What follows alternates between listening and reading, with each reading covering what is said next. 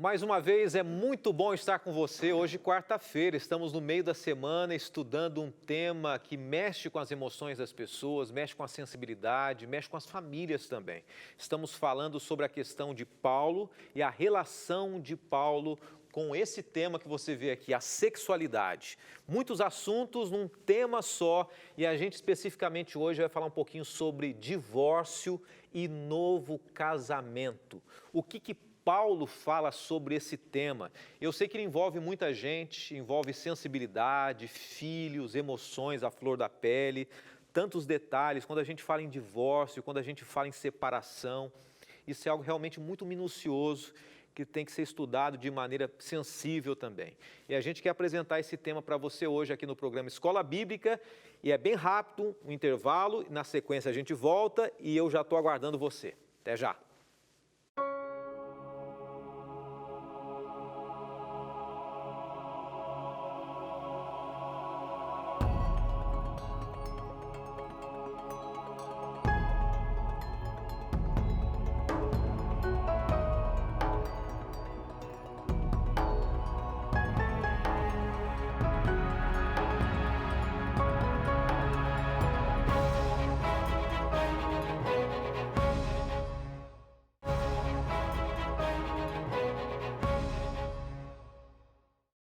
Já juntos, agora ao vivo no Escola Bíblica, do meio dessa semana, muita gente acompanhando pelas redes sociais, e eu quero aproveitar que a gente tem sempre muitos amigos e mandar um abraço para eles, para você também. Pode entrar em contato com a gente, que a gente faz questão de mandar aquele abraço carinhoso para você, de acompanhar as suas mensagens, suas opiniões também. Um abraço muito querido para Eliane Almeida, que entrou em contato com a gente através do Instagram. A Eliane dizendo o seguinte: Pastor Fábio, a paz, estou aqui aguardando a aula, que é uma bênção sempre, que Deus continue te usando tremendamente, amém, muito obrigado, agradeço de coração aí.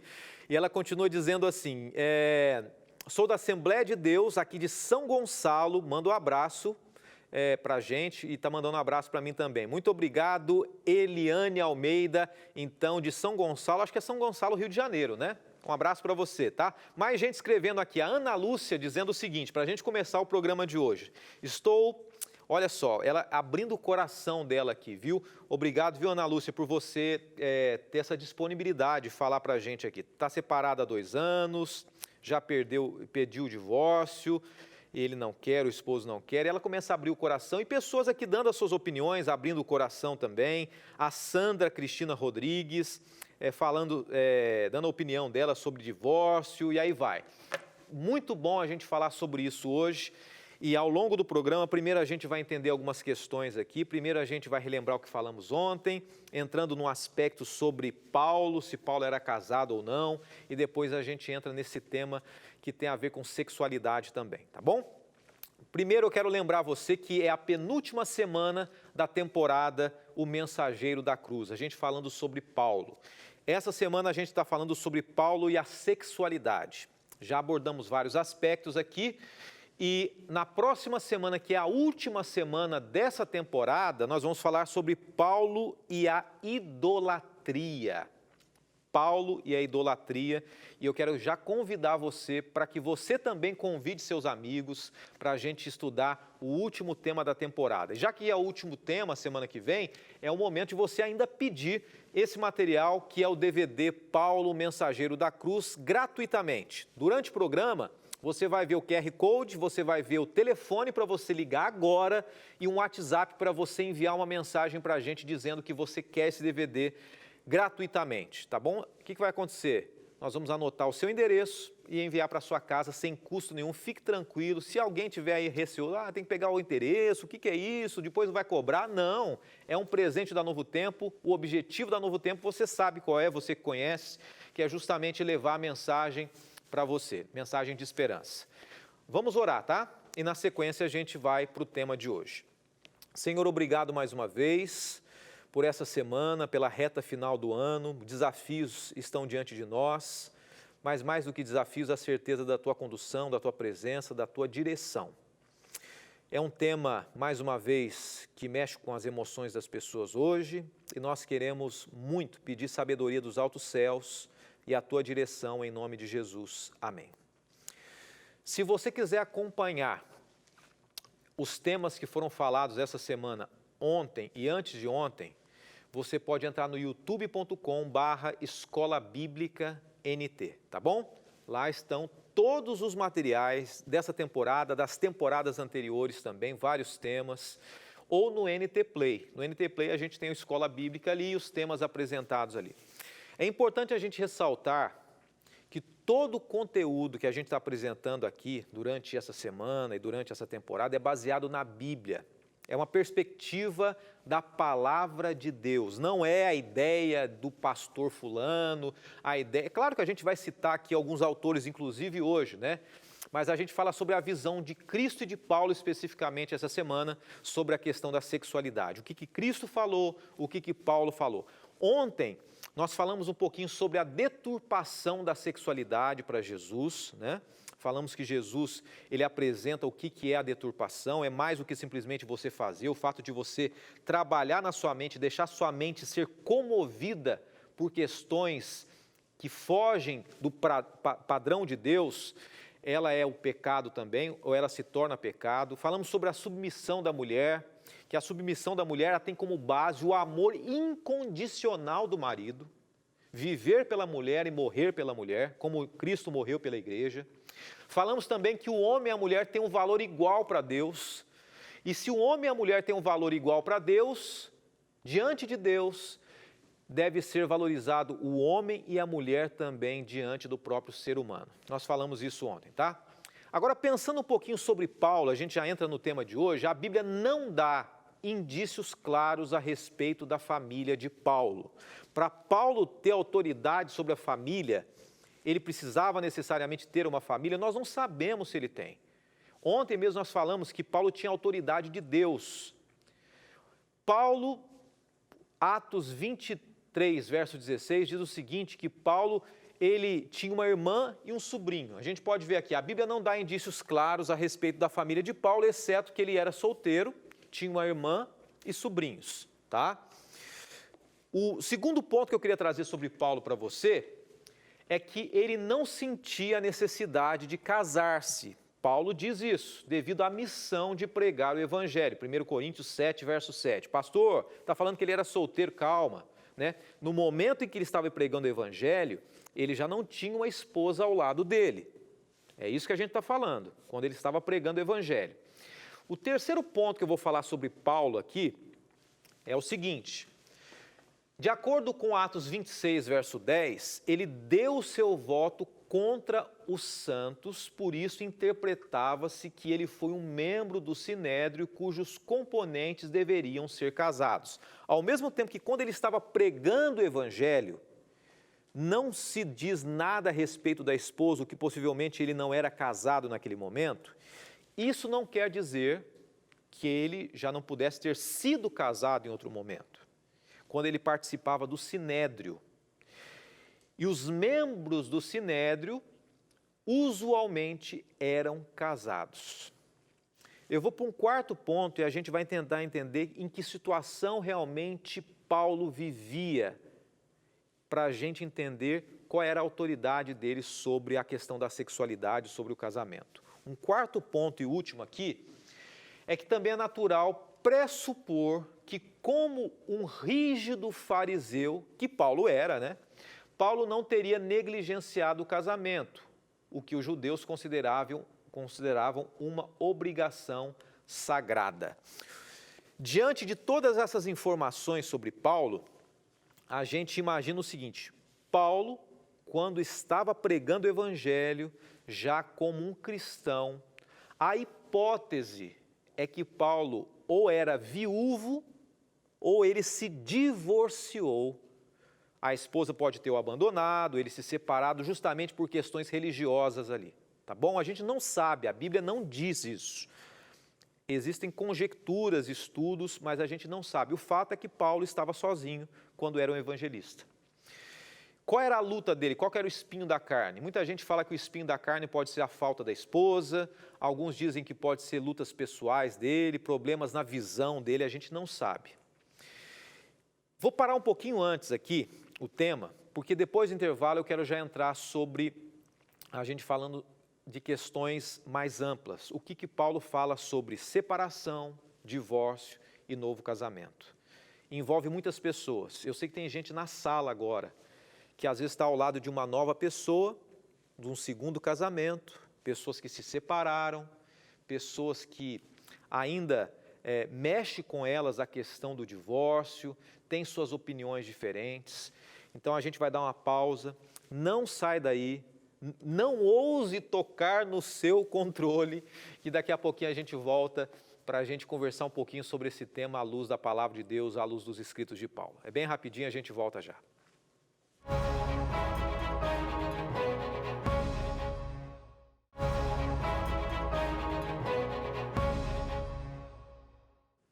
Já estamos de volta, Paulo e a sexualidade. E hoje a gente falando sobre, especificamente, casamento, separação, divórcio e novo casamento. E Paulo, o que ele fala sobre esse assunto? Antes de mais nada, deixa eu esclarecer algo para você depois que tiver gravado esse programa, você compartilhar. O objetivo da igreja, o objetivo da Novo Tempo, o objetivo de Paulo, não é interferir na intimidade de ninguém. Nesse momento eu não quero interferir na sua intimidade, no seu relacionamento pessoal. Porque quando a gente fala em separação, em divórcio, é algo que mexe muito com as pessoas. Quando as pessoas chegam nesse nível de separação, muita coisa já mexeu com o coração das pessoas, concorda comigo? É muito fácil a gente dar opiniões e palpites sobre relacionamento, mas só quem vive, sabe que envolve sentimentos, que envolve família, que envolve filhos. Mas a gente tem que entender duas coisas e aí já entra numa questão bíblica. Primeiro ponto, nós não podemos rebaixar o casamento, senão a gente vai falar assim, qualquer coisa é motivo para separar. E tem gente que está assistindo agora e está pronto para dizer o seguinte, eles vão rebaixar o casamento, daqui a pouco vão dizer que tudo pode, tudo é motivo para separar, o casamento não pode acabar nunca. Tem gente que pensa assim, e não tem, realmente, eu não tiro toda a razão. Mas existem pessoas que estão assistindo agora que dizem o seguinte, pastor, que radicalismo. Existem razões para separação, sim, e eu também não tiro a sua razão. E a gente vai tentar resumir aqui. Não dá para a gente explorar, porque cada caso é um caso, mas a gente vai resumir o que Paulo fala. Pergunta para você aqui, qual era a visão de Paulo sobre o divórcio e o novo casamento? Um resumo, tá? A gente poderia falar aqui um mês sobre esse assunto. 1 Coríntios, não, vamos a Romanos primeiro. Romanos 7, 2 e 3 diz assim, porque a mulher que está sujeita ao marido, enquanto ela viver, está ligada pela lei, mas morto o marido está livre da lei do marido.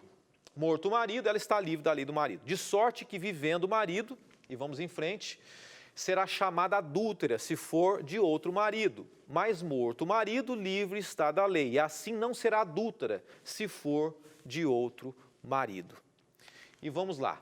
Se o fizer, que permaneça sem casar. E aí vai, Biblicamente, a morte põe fim à lei do casamento. Então, a Bíblia, deixa eu resumir para você, a Bíblia diz o seguinte, que para que o casamento acabe, nós lemos aqui, existe uma condição para você poder entrar num novo casamento. É isso que o texto diz.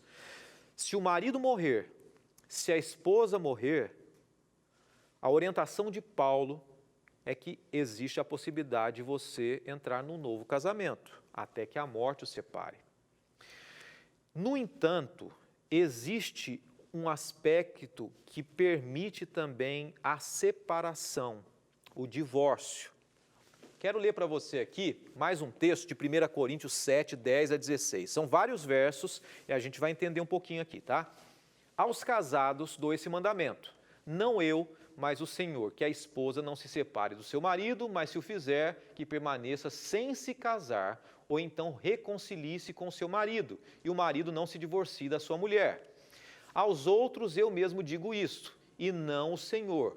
Se um irmão tem mulher descrente e ela se dispõe a viver com ele, não se divorcie dela. Se a mulher tem um marido descrente e ele se dispõe a viver com ela, não se divorcie dele. Pois o marido descrente é santificado por meio da mulher, e a mulher descrente é santificada por meio do marido. Se assim não fosse, seus filhos seriam impuros, mas agora são santos. Última parte do verso, 1 Coríntios 7, 10 a 16, todavia, se o descrente se separar, que se separe. Em tais casos, o irmão ou irmã não fica debaixo da servidão. Deus nos chamou para vivermos em paz. Você, mulher, como sabe se salvará o seu marido? Ou você, marido, como sabe se salvará a sua mulher? Um ponto que eu quero deixar para você bem claro aqui. Existem duas razões básicas pela qual a Bíblia apresenta o motivo de um novo casamento. Primeiro, a morte do esposo ou da esposa. A Bíblia diz assim, não deve haver separação ou divórcio. A segunda razão é a infidelidade. E quando a gente analisa esse termo infidelidade, ele inicialmente tem uma relação muito forte com a questão do adultério. Então, infidelidade é adultério. Então, existe a possibilidade de você se separar. Não é o plano de Deus a separação e o divórcio. Concorda comigo? Mas caso haja o adultério, o próprio Jesus diz, né, pela dureza do coração do ser humano, porque o ser humano ele é difícil de entender, de aceitar que alguém traiu, né?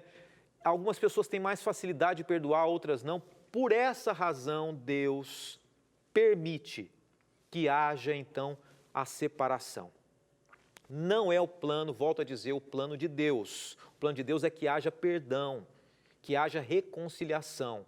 Mas existem essas duas razões. Quando a gente fala aqui em promiscuidade, quando a gente fala aqui em infidelidade, a infidelidade tem a ver com questões sexuais.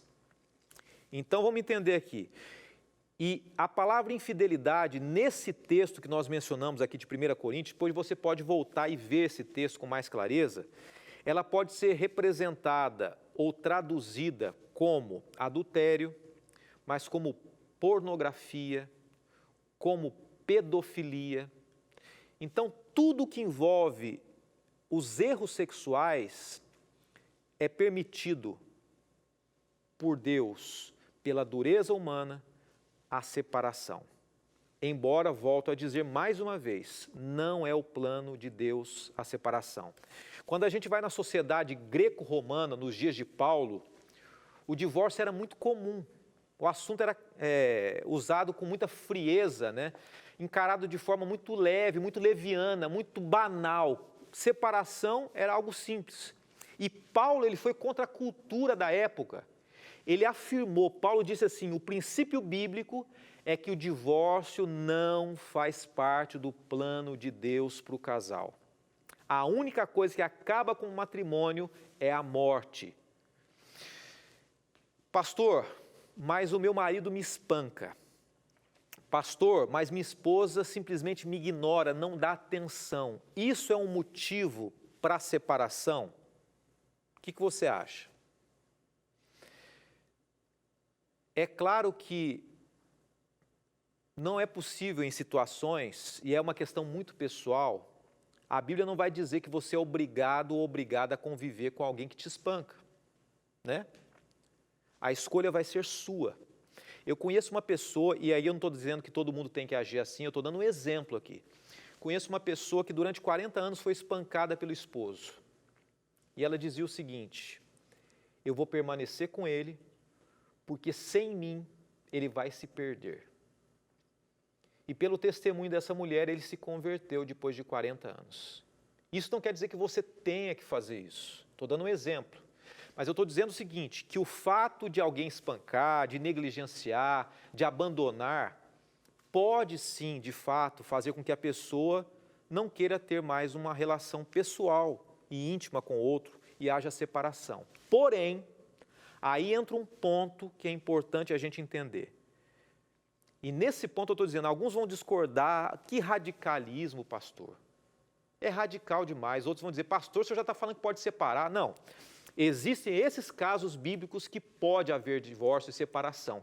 Deus disse, adultério e morte.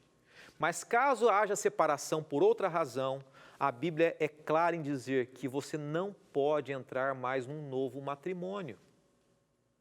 Meu marido me espanca, pastor. Ok, siga a sua vida. Você não é obrigado a ficar mais com ele. Estou dando exemplo aqui, né? Especificamente casos de mulheres, que normalmente são mais espancadas do que homens, né? Mas aí entra um aspecto. Biblicamente, só através da infidelidade sexual é que é permitido um novo casamento. Mas eu sei que eu estou falando com algumas pessoas aqui que estão dizendo assim, pastor, eu já entrei no novo casamento de maneira errada. Eu não sabia.